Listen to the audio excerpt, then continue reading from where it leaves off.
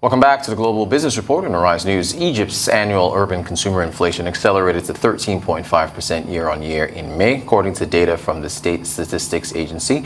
The inflation figure, up from 13.1% in April, was short of the median forecast of 14.2% in a Reuters poll of analysts. The figure is well above the central bank's band of 5 to 9%. In Rwanda, BioNTech, the producer of the COVID-19 vaccine, has said that building of an mRNA vaccine factory will begin on June the 23rd to help African countries jumpstart their own production networks. Rwanda's President Paul Kagame, other presidents of African governments, as well as representatives from the European Union and the World Health Organization will attend the groundbreaking event in Kigali, according to the company in a statement. Kenyan government has stated that all costs imposed by digital lenders would be subject to a 20% excise tax if passed in Parliament. A proposal filed to Parliament earlier this week includes a change to the excise duty 2015 of the finance bill, which imposes a 20% tax on all digital loans. Kenya's digital lending market, like that of many other African nations, is quickly expanding. At least 13% of Kenya's 53.7 million citizens have taken out digital loans from the country's more than 120 digital lenders. Standard Bank has announced the appointment of Yewande Sadiku, the immediate past CEO of the Nigerian Investment Promotion Council, as head of Investment Banking International. This was confirmed via a release signed by Brian Marshall, head of Investment Banking, and Gert Vogel, who's the head of the International Department. Sadiku's appointment, which is to take effect from September the 12th, is coming almost 4 months after she was appointed to the board of Flour Mills of Nigeria PLC as a non-executive director. Earlier, we spoke with Sanyade Okoli, the CEO of Alpha African Advisory, about the appointment of Yewande Sadiku and our other headlines. It's absolutely great news because you've got to remember that Yewande essentially just fought off an attack at the Investment Promotion Commission. So it's good to see that she not only successfully fought and won that battle, but she's now on to her next, which is it's a great next. And she's long experienced, very well regarded in the market. So I'm happy for her. Can we say enough young African girls have enough role models at this point, or we need more? Of course, I'd say we need more. Yeah. Absolutely, because you just open the newspaper, look at conferences, seminars, everything. There's constantly an underrepresentation of women in the photographs, in everything. Yeah. But having said that, as a mother of both girls and boys, right, I realize we've got to be careful that in seeking greater equity for girls, we do not marginalize the boys and make them feel left out. So there's a balance to be struck. I want to ask you about the brightest minds and where they should be. You're one of our brighter minds, but you're in the private sector. Yeah. Well, you just told us her history there. She was in public sector, and now she's in the private sector. Where should our brightest minds be? Should they be in the public sector helping out with policy, or should they be in the private sector? How do you balance? It's a completely false choice, I think they need to be in both. Yeah. Because the reality is, if you have all of them in the public sector, right, setting up these wonderful frameworks for businesses, etc., and you don't have the minds in business, then they can't harness what's been put in place. Right. Equally, if you have them all in private sector, then they are operating, and not so much in the public sector, then the environment that is required for them to be able to fully exploit the opportunities, grow, etc., is not being created because you don't have the right minds in the public sector. So we absolutely need them across board. All right, well, thank you for that. Move to Kenya and this proposal for this digital tax. Is this the right time to be considering this on digital lending in Kenya?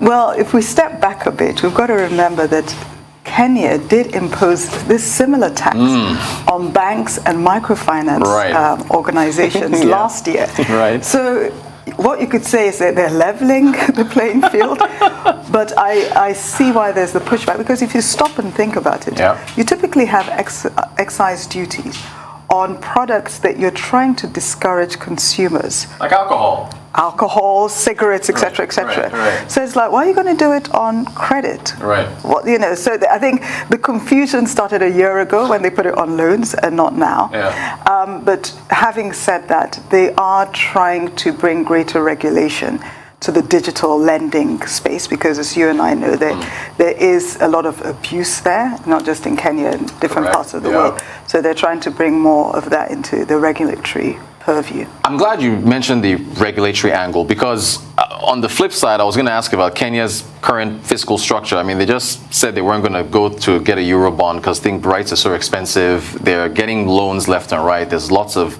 there's elections coming on, lots of pushback about the borrowing, the debt. Can one sympathize with the government in doling out all these proposals for taxes to buffer up their revenues and so on? Well, I am one person who always believes that if you've got to be very strategic in implementing new tax policies, and you've always got to stop and think of what could be the possible unintended consequences. Right. So, as you know, I don't like sudden moves when it comes to policies, etc. Yeah. And it has to be something that you actually achieve what you want, and you don't end up essentially quenching growth in one way or the other. Great stuff. From Kenya to Rwanda, the BioNTech mRNA vaccine factory that's going to be built. I guess, is this a reminder, because we've talked so much about the war, that the viruses are still front and center, present danger for us? Well, in a way, yes. I know that for a lot of people, when you look at the number of new infections, obviously the numbers have decreased significantly today. And some will say, well, but we're also not testing as much. But then the death numbers have indeed reduced significantly. Yeah. But what none of us know is if and when there will be a next. I don't like to be one of these people who say when. I'd like to say if. Right. So believing my words have power. Gotcha. Speak it into existence. Exactly. Yeah. But then the good thing about this facility is that the hope is it's not just for COVID vaccinations, but it can also be used for malaria vaccinations and even TB, etc., etc. So it's a great thing, because we do need such facilities on the continent. Gotcha. What about the technology transfer? Is there any hope of that from BioNTech to Rwanda, as far as... It's difficult to say. Yeah. My understanding of the facility that's being built is that it's going to be containers, several containers being brought to in the second half of the year. So that gives you a sense of the scale of what they're looking at. I don't think you're going to be having much R&D there. The extent to which there'll be the technology transfer without seeing the detailed agreements is difficult to say. Are you optimistic that we see more of this? I don't know. We've talked about Egypt has done this already. I guess South Africa is not that many, but you think this can scale across the rest of the continent? I don't see why not. Yeah? I think it's for also the host countries to make it worth the tech companies' while. Right. And to ensure that they provide as friendly a business climate as possible, because at the end of the day, these are for-profit companies. Exactly.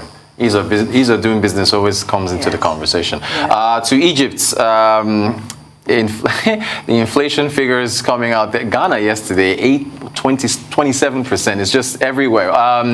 What's the central bank to do? Do you just keep on hiking and hiking in the hopes to bring it down? How do you see the predicament for Apex Bank? Predicament. I'm glad I'm not in their shoes. Right. So if you take Egypt, they're the largest importer of wheat globally.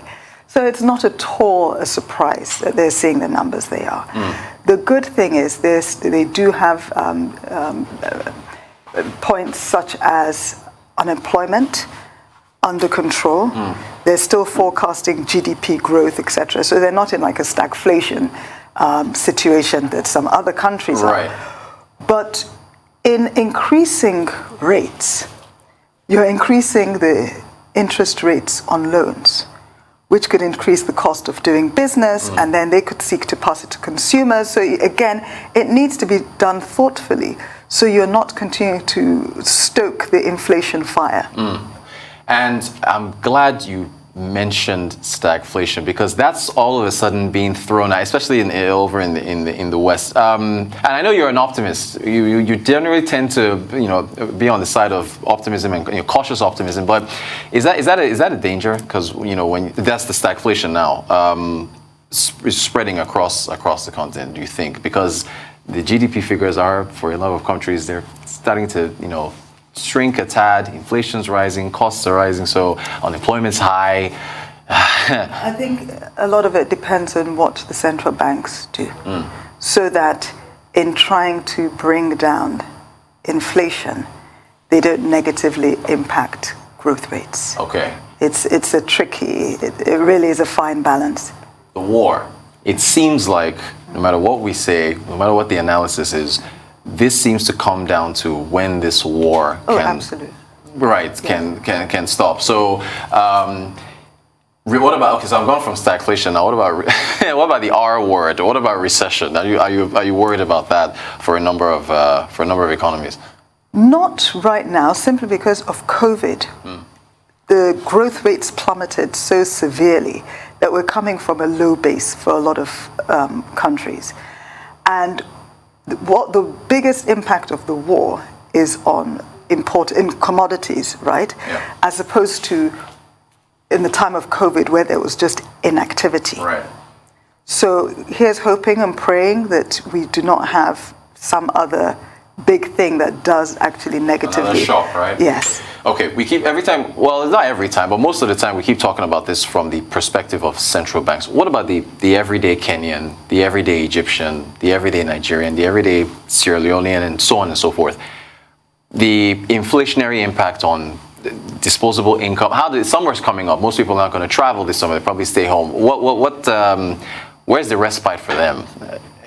So you think carefully about your spend, but if we take a country like Nigeria, when we started having the FX spikes, etc., sort of 2015, 2016, what you found, there's one silver lining, was more local production and higher quality local production.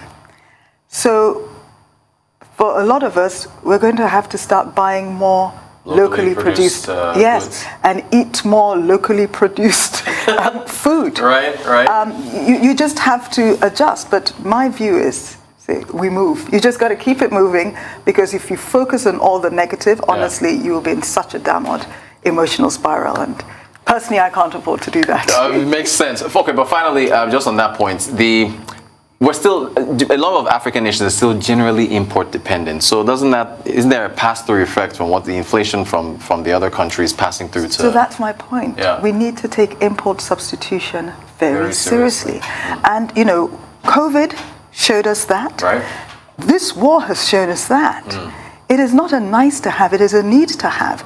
So what we do is we need the bright minds in public sector to make sure there you go. to make sure we're putting in place the frameworks and the systems to enable the bright minds in private sector to be able to do what they need to do, so we're less import dependent. That is urgent. That is key.